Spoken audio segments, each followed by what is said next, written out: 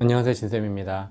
제가 저저번 방송인가 시즌2 알리는 방송을 하면서 그동안 좀 쉬면서 댓글 못 달아드리고 그런 부분 이제 사과 말씀도 드리고 했는데, 오늘은 질문 받은 내용 하나 있어서 그 부분을 주제로 놓고 이야기를 해보려고 하고요. 시간이 지났지만 도움이 될지는, 그 질문 남겨주신 분한테 도움이 될지는 모르겠지만, 일단 예의상, 그리고 같은 문제로 혹시 좀 고민을 하고 계시는 분들이 있으면 도움이 될 수도 있을 것 같아서 오늘 그 주제로 놓고 이야기를 해보겠습니다. 댓글 달아주신 름님 정말 죄송하고요, 사과드리겠습니다. 그러면 질문 먼저 살펴볼게요.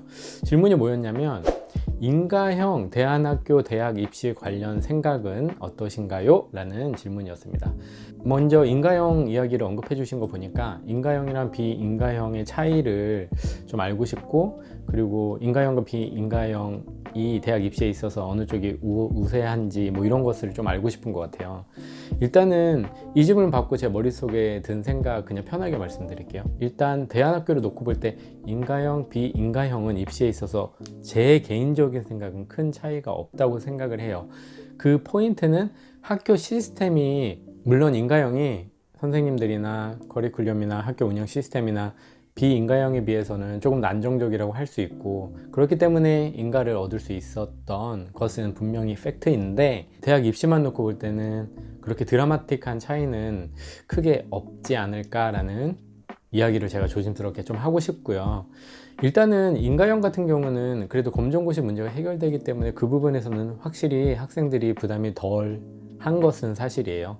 근데 검정고시 부분에 포인트를 많이 두면 당연히 인가형이 크게 우세하다고 볼 수 있는데, 질문하신 포인트가 검정고시에 있지 않고 전반적인 것에 있다면, 학교의 분위기나 학교에서 입시 포인트를 두고 어떤 해주는 부분의 차이를 묻는 거라면 저는 크게 없지 않을까라고 생각을 합니다. 정리해서 말씀드리자면, 인가형, 비인가형에서 검정고시 부분을 제외하고는 저는 큰 차이가 없기 때문에, 오히려 아이가 혹은 지금 학생들이 보고 있다면 자기에게 좀 더 맞는 학교를 인가 비인가를 구분하지 않고 고르는 편이 좋지 않을까 생각해요. 일단은 검정고시 부분에서도 말씀드리면, 이제 저와 함께 생활했던 학생들의 경험을 보고 거쳐가는 것을 보니까 정말 크게 학업 노선이 다르지 않는 한 검정고시를 패스하는 것을 걱정하는 부분은 없지 않았나, 그리고 그게 문제가 되는 경우는 없지 않았나 싶어요. 정말 뭐 나는 그냥 때려 놓을 거야, 나는 학창시절 그냥 때려 놓을 거야,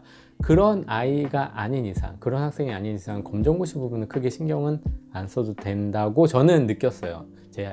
저와 함께 이제 시간을 보낸 학생들의 경우를 보니까요. 그래서 검정고시 포인트는 입시에 있어서는 크게 차이가 없기 때문에 제 생각에는 오히려 인가 비인가 따지지 말고 자기한테 맞는 대안학교를 선택하는 게 오히려 좋지 않을까 싶습니다. 저와 함께 생활했던 학생들도 좋은 대학을 나온 애들이 있는데요. 그러면 입시 포인트로 대안학교 거쳐서 좋은 대학에 들어간 아이들의 케이스를 제가 소개를 해드릴게요. 이것은 제가 관찰해서 순수하게 얻은 어떤 데이터예요. 그러면 먼저 케이스 A는 뭐냐면, 초등학교는 대안학교도 있고 대안학교 아닌 아이들도 있고, 그런 아이들이 중학교 때 대안학교 가서 거기서 생활하고 다시 일반 고등학교로 다시 진학해서 일반 고등학교에서 명문대 나와서 명문대 졸업하고, 우리가 소위 말하면 성공궤도, 뭐 대기업을 취직하는 아이들도 있고요, 아니면 적당한 대기업까지는 아니더라도 정말 좋은 회사에 취직한 아이들도 있고요. 그 케이스가 하나 있고요.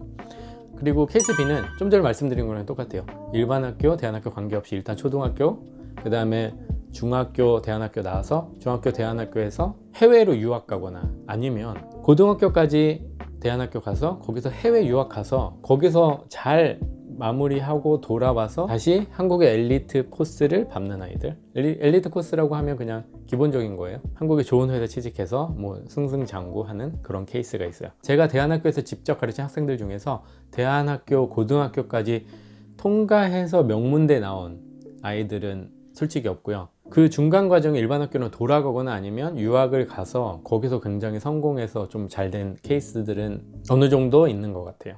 지금 제가 말씀드린 케이스는 누가 보더라도 정말 잘하고 있다, 잘 갔다라고 말할 수 있는 아이들만 소개시켜 드린 거예요. 그 밑에도 당연히 있죠. 뭐 어느 정도의 좋은 대학을 나온 애들도 분명히 있고 한데, 저는 입시 놓고 아예 좀 우리가 흔히 성공했다라고 말할 수 있는 케이스만 지금 전달해 드린 거예요. 입시에서 성공했다고 말할 수 있는 아이들, 제가 함께 했던 아이들 같은 경우는 두드러지게 나타나는 특징들이 있어요. 그게 뭐냐면 일단 1번 욕심이 굉장히 많아요.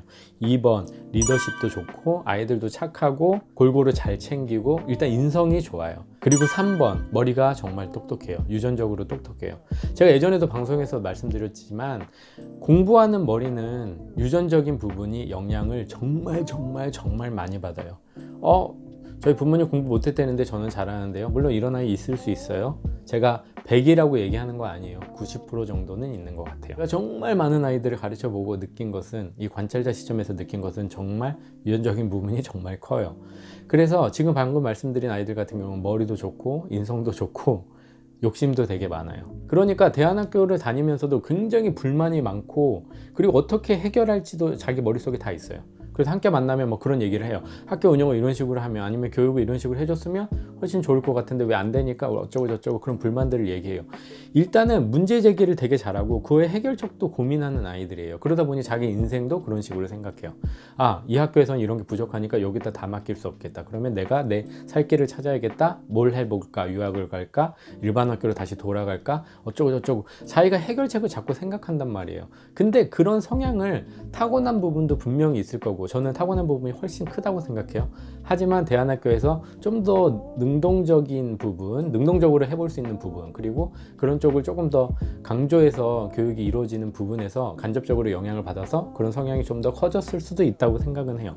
그래서 다시 이야기 돌아가서 입시를 놓고 잘된 케이스 아이들을 보면 학교가 뭔가를 해줬다기보다는, 왜냐하면 일반 학교가 아니니까 입시의 문제에 있어서 정말 타이트하게 갈 수는 없잖아요. 자기가 스스로 원하는 것들을 찾아서 하고 부모님한테 요청을 해서 자기가 그것을 끌어내서 자기가 만들어낸 아이들이 대부분이 입시 놓고 볼 때 성공한 아이들이 많았던 것 같아요. 그래서 혹시 이 영상 보시는 분들 중에서 대안학교를 고민하고, 대안학교 아니면 다니는데 입시 문제를 고민하고 있는 그런 학생들이나 학부모가 계시다면 포인트를 거기다 놓고 보는 게 맞아요. 학교에 너무 많은 기대를 하지 마세요. 내가 스스로 뭘 할 수 있을지를 생각해보고, 대신에 학교에서는 일반 학교에 입시를 타겟으로 한 일반 학교에서 쪼는 것만큼 내가 쪼이거나 어떤 강압적으로 뭔가 이렇게 압박받는 느낌이 훨씬 덜하기 때문에 그만큼 여유 있는 부분에 내가 스스로 내 고민을 해야 돼요. 안 그러면 대안학교에서 줄 수 있는 부분에 굉장히 큰 부분을 놓치는 거예요. 제가 좀 전에도 말씀드렸죠. 성공한 케이스 아이들을 보면 자기가 스스로 고민해서 해결책 찾고 자기가 욕심을 부려서 뭔가를 만들어 보려고 했던 아이들이 그나마 승승장구해서 성인이 돼서도 잘 풀리고 인생을 잘 만들어가고 있는 아이들이 많았다고. 정말 공통적이어서 이거는 정말 확실하게 말씀드릴 수 있어요. 정말 공통적이에요. 그러니까 학교에 너무 의지하지 말고, 일반 학교 다니는 애들도 불만 엄청 많아요. 대안학교 다니는 애들, 일반 학교에서 온 아이들 같은 경우는 일반 학교에 불만이 많아서 왔는데 왜 대안학교도 왜 이 모양이야 이렇게 생각하는 아이들 많을 수 있는데, 그렇게 하지 마세요. 그렇게 마음을 먹으면 이미 거기서부터 방해받는 거예요. 자기의 인생에. 대안학교에서 불만 있으면 그거 어떻게 해결할 수 있는 부분이 있으면 자기가 스스로 뭔가를 요청해서 해결해 보고, 만약 안 되는 부분이 있으면 대안학교의 장점을 이용하세요. 시간도 좀 더 널널할 수 있고, 사고도 좀 더 자유롭게 할 수 있고, 내가 능동적으로 뭔가 할 수 있는 여유도, 솔직히 마음의 여유, 그리고 시간적 여유, 뭐 에너지적 여유, 여러 가지가 있잖아 일반 학교에 비해서. 그래서 그런 것들을 최대한 활용해서 뭔가를 만들어 보려고 노력해야 돼요. 오케이? 자, 오늘은 여기까지만 말씀드리겠습니다. 함께 해주셔서 감사합니다.